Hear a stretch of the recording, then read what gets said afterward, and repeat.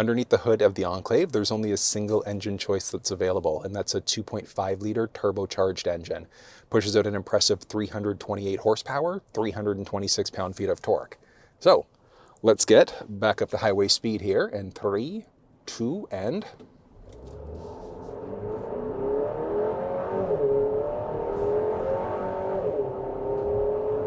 100.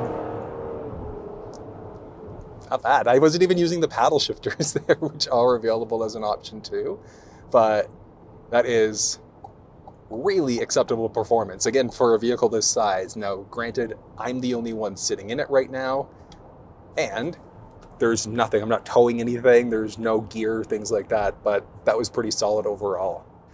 One of the big benefits of this turbocharged engine is that you have more horsepower and torque, and it also offers you better fuel economy. So while you're not looking at a naturally aspirated engine underneath the hood anymore, the trade-off that you get for more power and better fuel economy, I think is kind of worth it. But underneath the hood here is pretty straightforward. I really like the way that Buick's designed this. You've got all of your necessary components covered off. You can easily check change oil if you're doing work yourself. There's easy access to the battery, along with topping up your wiper fluid along the right-hand side. And then the warranty inside of the Buick world is similar to other GM vehicles. So your basic is going to be a 3-year, 36,000 mile, 60,000 kilometer. Powertrain gets bumped up to 5 years, 60,000 mile, 100,000 kilometers. So just do yourself a favor, regularly scheduled maintenance, regular oil changes to get the best possible life you can out of this ride. The grille inside of the ride looks great. I love that ST design with that blacked out ST badge along the very bottom. You're going to find the forward park sensing system along with a front facing camera. And while I can appreciate the 360 view and I love the quality of the forward and reverse cameras, I would like to see that screen real estate used a little bit more. But outside of that, there is also the option for park assist, so the vehicle can help out with both parallel and perpendicular parking in and out of spaces. It's an amazing system. Regardless of the trim level that you're in, you're always going to find LED headlamps inside of this ride. But when you get into the Avenir trim, they offer dynamic bending, so they can follow the road right or left as you turn, so it helps to illuminate, which is useful later on at night. But the LED lamps, regardless of the trim that you're in, do look pretty solid at the same time. Pricing for the Enclave in Canada starts at around $62,800 versus $47,100 down in the US, depending on which trim level that you look at and what other packages that you've added on. This one is the Sport Touring trim, and it has pretty much every available feature. The Avenir would be the best one to go for if you want all of the features like massage chair seats and some other neat ones, but the ST is a pretty good mid-ground. This one is in the Moonstone Gray Metallic, and while this color choice isn't one that I would normally go for, it does go pretty nicely with all of the highlights you'll find from the ST model. Inside of the Enclave, you're going to find a few different style wheels that are available. 20-inch at a minimum, up to 22-inch maximum when you look at the Avenir trim level. One thing that I would like to see, painted calipers inside of the ride. I know some people might find it a little tacky, but to see some of that Buick red or blue, I think it would look kind of nice. You're going to find the Enclave either front wheel or all-wheel drive. So the US has it front wheel with optional all-wheel drive, versus in Canada, strictly looking at an all-wheel drive option, which I don't think is a bad thing. Canadian winters, all-wheel drive go way better. Like front-wheel drive is okay with a good set of winters, but all-wheel drive gives you good handling. And one great thing is the all-wheel drive models give you the flexibility of switching into a front-wheel drive only mode, which means that you get really, really good fuel economy inside of this SUV. Nice. The suspension system inside of the Enclave is really good. Oh, this isn't even the Avenir, which is the highest available trim level that has continuously damping suspension, which is just going to leave you or give you an overall ride quality that's better than the traditional suspension system. This is still really good though. You're going to find LED tail lamps inside of the ride, and then regardless of the trim level that you're looking at, there's the reverse park sensing system, a backup camera, and you've also got the rear wiper. Now, towing is possible inside of the Enclave. One thing that I think is funny, so this one doesn't have the available tow package, but GM was forward thinking, so they at least built this in so that it just looks nicer if you do something aftermarket. If you do an aftermarket hitch receiver, you're looking at maxing out at 1,500 pound towing capacity. But when you go for the option right from the factory, that's going to increase the overall towing capacity to 5,000 pounds. So if you need the best possible towing capacity inside of the ride, go for the option from the factory. It's got an engine cooler that you're not going to be able to find if you do an aftermarket setup. So 1,500 versus 5,000, huge difference there. And getting into the trunk can be done so many different ways. There's a button along the driver's side door. You can use the key fob to do it. Just underneath the backup camera, there's a button there that you can also push. And then as long as it's enabled, there's also the option for a hands-free liftgate. Auto trunk. So you do have to make sure that it's enabled, but it is useful. I like it better than the foot activated because these will just open up. Not gonna find anything along the left-hand side. Along the right, there's a 12-volt power point, along with buttons in order to fold down the third and the second row seats. But before we get there, this is just the regular carpeted tray you're going to find.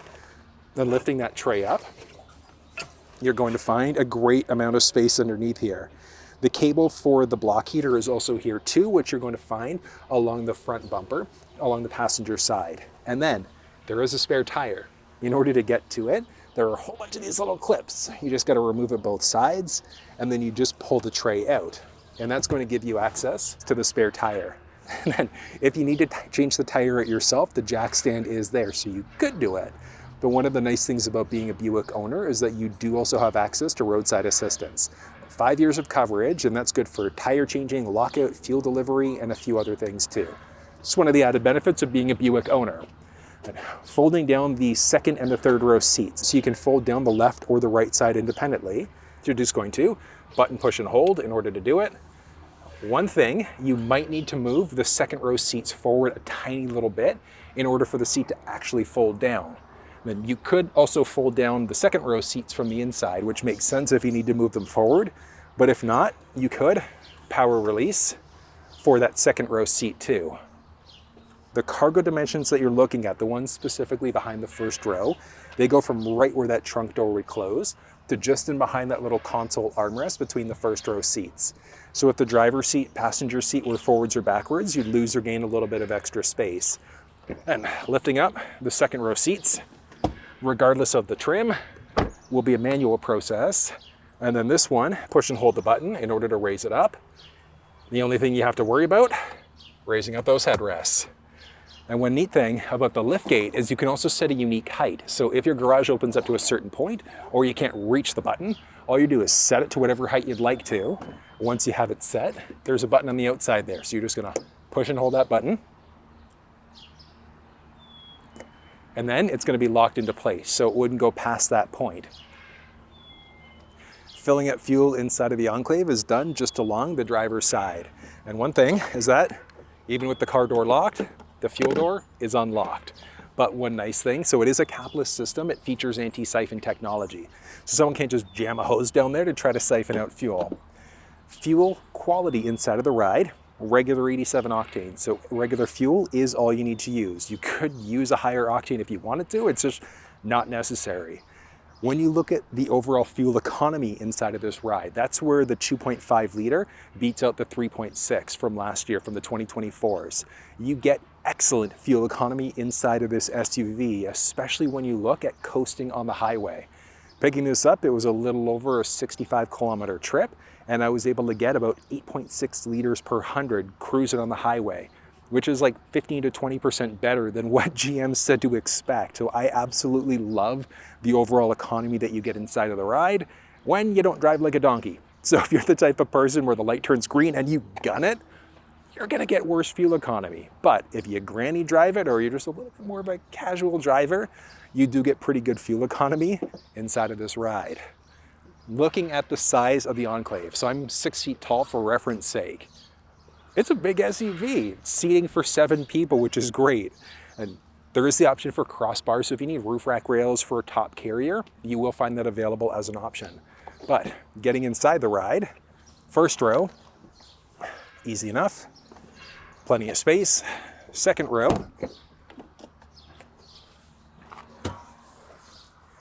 equally as easy. I'll show you the third row in just a second, but you are going to find assist handles across all 4 doors inside of this ride. The side view mirrors inside of the Enclave are power folding. They've got turn signals built in. There's a 360 camera, so side mounted cam.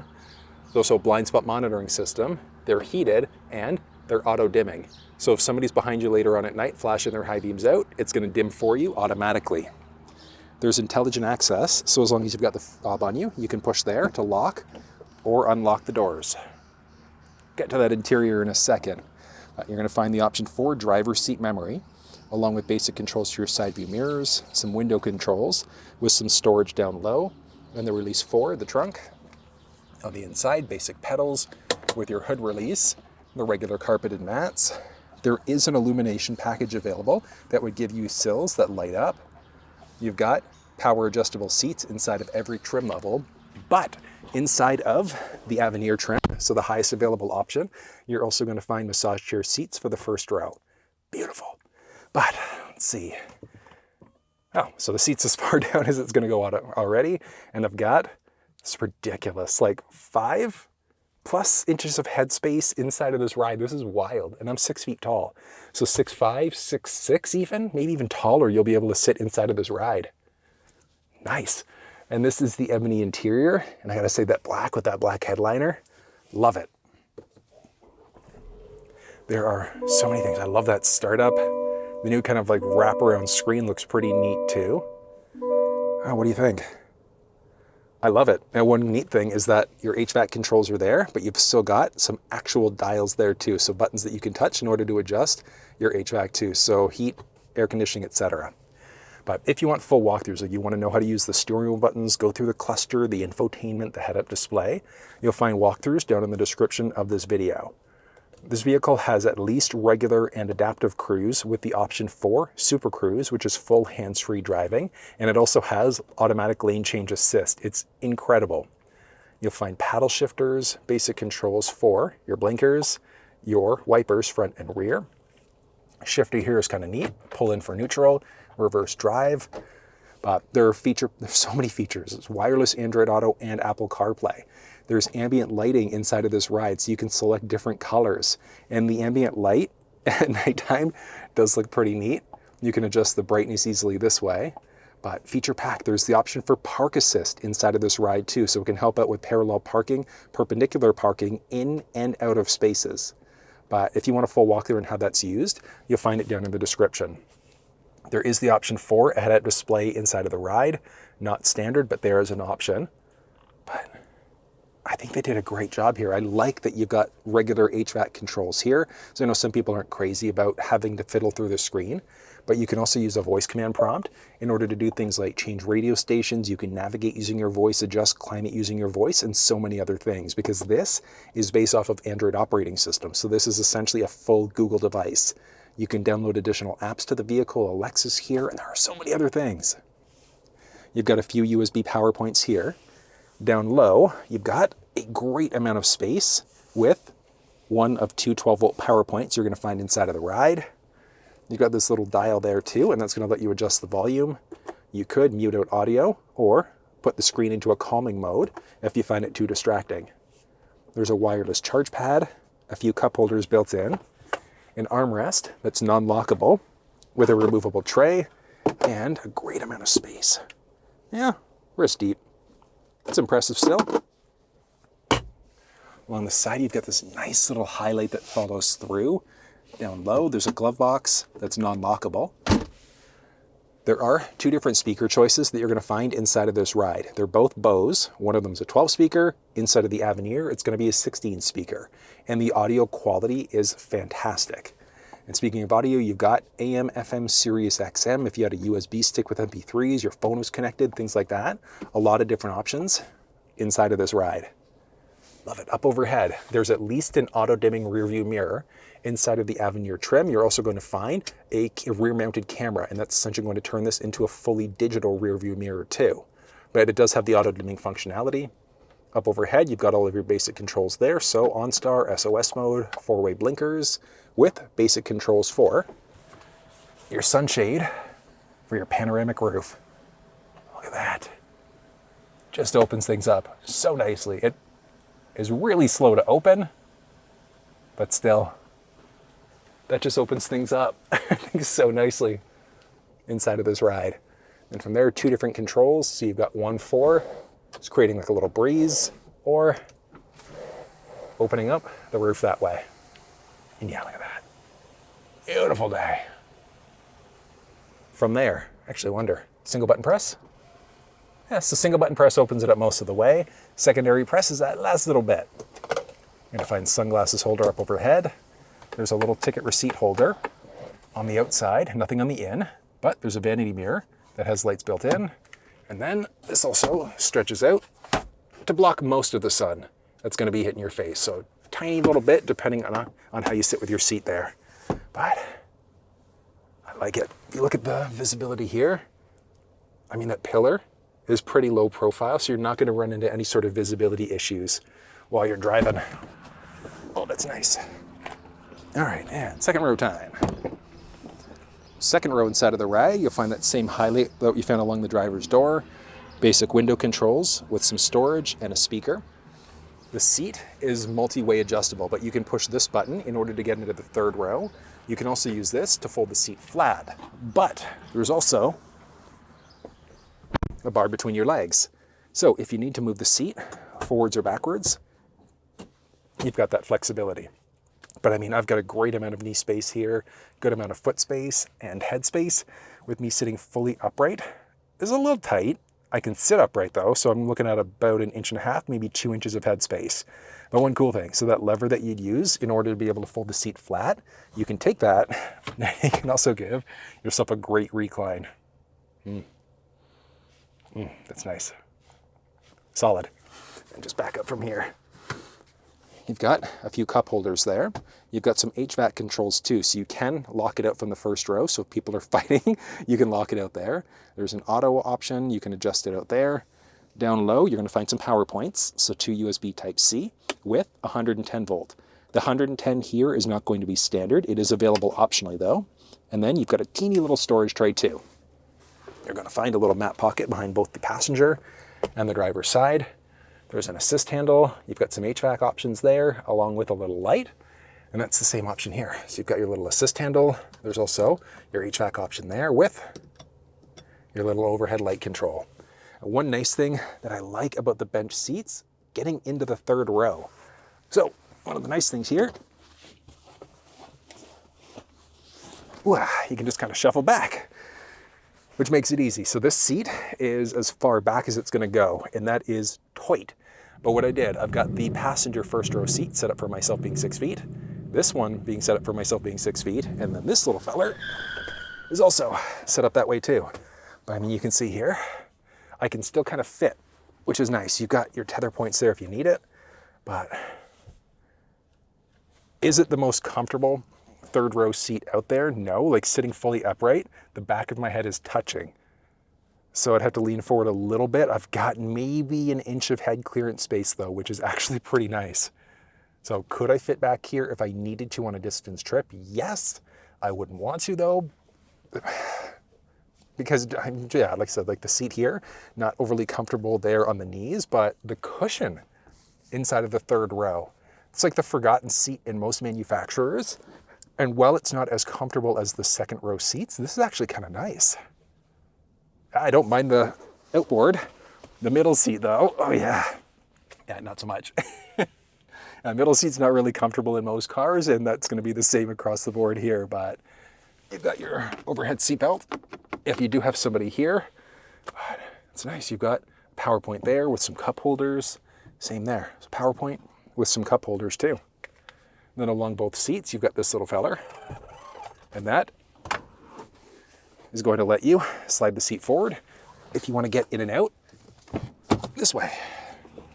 And one thing that I'm noticing here is how incredibly quiet the interior of this car is. Well, SUV, car, automotive, however you want to say it, but it is incredibly quiet. Just on a residential street right now, so let's go ahead. Wow. Up onto the highway.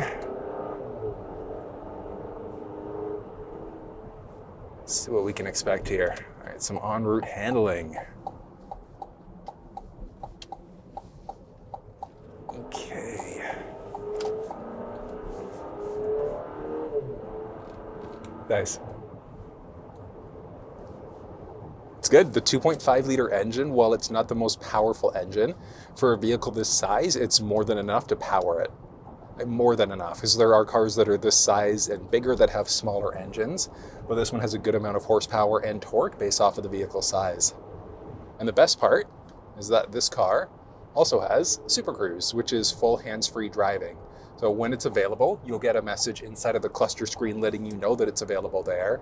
And then once you toggle it on, once it's available, full hands-free driving, which I love. So you can take your feet off the gas and the brake, hands off the steering wheel, and there's even an option for an auto lane change feature.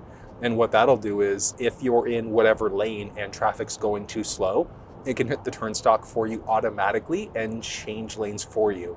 It is a really, really cool system. But the handling that you get here, the responsiveness, is fantastic for an SUV. That is amazing. Incredibly quiet, incredibly responsive. Suspension took it well, even doing a little bit of off-road here to do a 180. Ooh, it handled that well. And this isn't even the best suspension system that you can get, because when you look at the Avenir trim level, that has a different suspension setup. But that was pretty impressive at the same time. And that was a look at the Buick Enclave. I think it's great competition for a lot of other SUVs that are in this class. Hyundai Palisade, Kia Telluride, the Ford Explorer, if you look at the base models, aren't as powerful as what you're going to find inside of the Enclave. At a similar price point too, though. So it is one that you might want to consider, but you can find all of the build details for this Buick with all of the tech walkthrough videos and links off to Buick Canada and US down in the description. But if you found this video useful, give it a thumbs up, share it with someone if you think they might find it helpful. And until I see you next time, take care. Pricing for the Enclave I was going to say in Steve. Of the Buick Enclave, there are.